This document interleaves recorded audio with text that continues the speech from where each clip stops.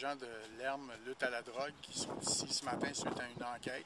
Alors, ils ont procédé à la perquisition et sont toujours sur les lieux actuellement parce qu'il s'agit d'une perquisition qui est importante. Là, parce que sur les lieux, ils ont fait la découverte non seulement, si je peux m'exprimer ainsi, d'une serre, mais pratiquement d'une usine autant de production et de transformation de cannabis. Alors, ce sont à l'intérieur du bâtiment, il y a un endroit où il y a différentes salles juxtaposées au commerce. Et ces trois grandes salles-là, une servait je vous dirais, aux boutures, qui sont naissantes.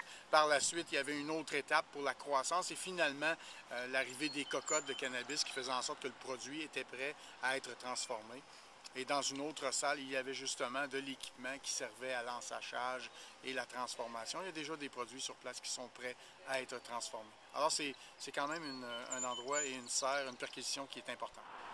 Bien, actuellement, on a quantifié au-delà de 2300 plants à l'intérieur. C'est une surface, elle devrait être évaluée, là, mais la grandeur du bâtiment, à vue d'œil, actuellement, on parle d'au moins un tiers de la superficie de l'endroit du bâtiment actuellement qui est commercial. Les gens de l'ERM sont spécialisés au niveau de ce genre d'enquête.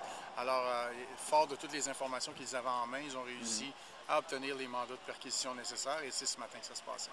Actuellement, une arrestation. Cette personne devra être rencontrée et ce sera évalué à savoir est-ce qu'il y aura comparution ou si cette personne sera élargie. Mais il n'est pas impossible qu'il y ait d'autres arrestations dans ce dossier. Il y aura sûrement un suivi de cette enquête là, de façon rigoureuse qui pourrait nous mener, comme je vous le disais, à d'autres arrestations. Merci beaucoup.